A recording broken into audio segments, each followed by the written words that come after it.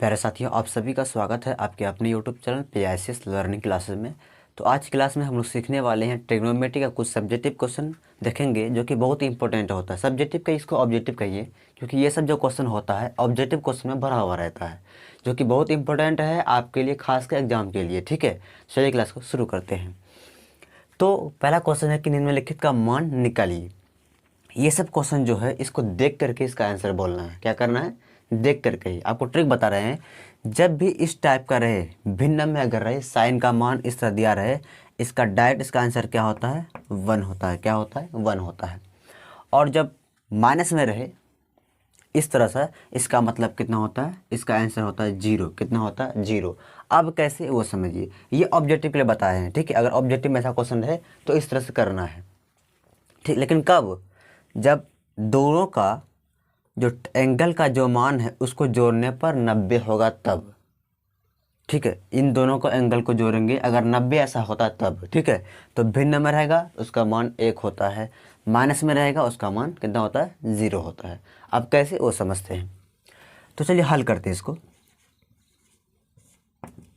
तो साइन 18, देखिए सबसे पहले समझिए, पहले करना आपको ये है, या तो आंसर वाले या हर वाले को चेंज करना है। मतलब कि जो आंसर में साइन 18 है तो उस साइन 18 को क्या करना है? आपको कोस 72 में बदलना है। पहली बात ये, या नहीं तो कोस 72 को साइन 18 में बदलना है। दोनों में से किसी एक को आपको चेंज करना है। चलिए हम क्या करते हैं कि साइन 18 को कोस 72 में बदलते हैं। तो साइन 18 जो है, तो यहाँ पे देखिए, यहाँ पे तो साइन 18 यानी कि साइन 18, इसको लिख सकते हैं साइन 90 माइनस 72। बताइए, यानी कि 90 में अगर 72 को माइनस करते हैं तो कितना होगा? 18 हो जाएगा। 18 ही है ना, यही इसी को ऐसे लिख सकते हैं। देखिए दोनों एक ही चीज़ है, बस लिखने और मतलब एक फॉर्मूला उससे आएगा, इसलिए ऐसा किए हैं। तो 18 को हम ऐसे लिख सकते हैं, 90 में 72 घटाएंगे 18 आ जाएगा ना। ठीक है, तो इस तरह से करना है। अब सर कैसे मालूम करेंगे कि 72 देंगे यहाँ? इसका दो तरीका है। दो तरीका ये दो है कि अगर इसका काम करेंगे तो नीचे वाला एंगल देखना है, जो रहेगा वही रख देने, या नहीं तो 90 में आप 18 माइनस कीजिएगा, जो आएगा उसको आप यहाँ पर रख दीजिएगा। 90 में 18 माइनस कर दीजिएगा। ठीक है, अब देखिए यहाँ पे साइन 18 इक्वल हो जाएगा साइन 90 माइनस थीटा। क्या होता है? Cos theta. क्या होता है? आप क्लास अभी पढ़ाई थी इससे पहले, साइन 90 माइनस थीटा क्या होता है? कॉस थीटा होता है। तो यहाँ आ जाएगा कॉस थीटा का सन कितना? 72। यहाँ कितना आ जाएगा? 72। यानी ये दोनों आपस में क्या है? बराबर है। क्या है? क्या बराबर? अब इससे हम कह सकते हैं कि जो साइन 18 है इसके स्थान पे हम कोस 72 लिख सकते हैं। लिख सकते हैं ना जी, तो वही काम करेंगे। तो इसीलिए साइन 18, या ऐसे कर दीजिए साइन 18 का, या कॉस 72, दोनों हम कुछ भी लिख सकते हैं, बाई कॉस 72। समझ में आया बात? ये जो पहले से ये हर वाला जो वैसे इसको कुछ कोई परिवर्तन इसमें नहीं किए हैं, हर में जो है वही लिखे हैं। अंश वाला जो है ये साइन 18 कॉस 72 के बराबर है, इसलिए साइन 18 के स्थान पे लिख दिया कॉस 72, तो कॉस 72 आ गया। अब इसको काटेंगे, सेम सेम इसका मान कितना आ जाएगा? 1, यानी 1 आ जाएगा। तो इस तरह से इसका मान 1 होता है। क्लियर?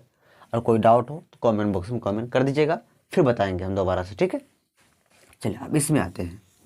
सेम प्रोसेस इसमें है। वीडियो आ रहा है क्लियर? एक बार चेक कर लेते हैं वीडियो आप लोग का।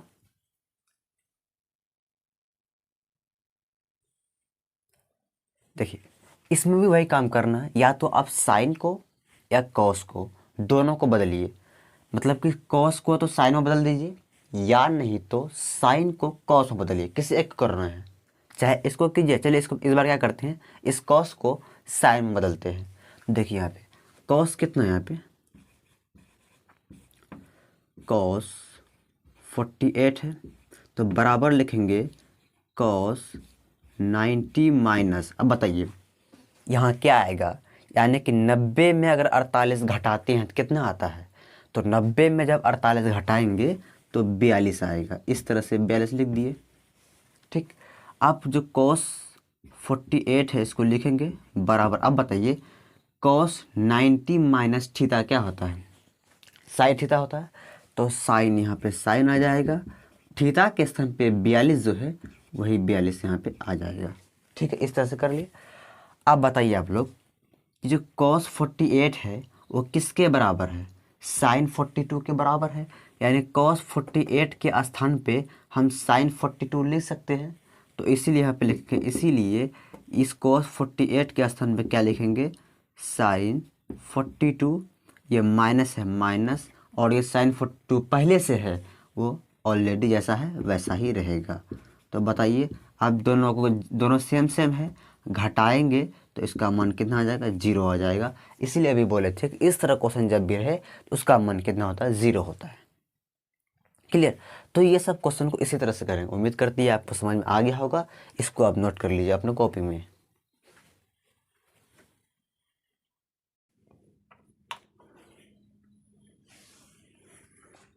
देखिए 3 नंबर, देखिए इस तरह क्वेश्चन जो होता है सब्जेक्टिव और ऑब्जेक्टिव दोनों जगह रहता है ये क्वेश्चन। ठीक है, देखिए यहाँ पे तो सिंपल क्या करना है, ये सब एंगल का मान इसमें रखेंगे और इसको हल करना है। ठीक है, देखिए यहाँ पे जैसे यहाँ पे देखिए ये सब क्वेश्चन बनाने के लिए आपको जो एंगल है 60, 30, 60 ये सब का मान आपको पता होना चाहिए तभी ये हो पाएगा।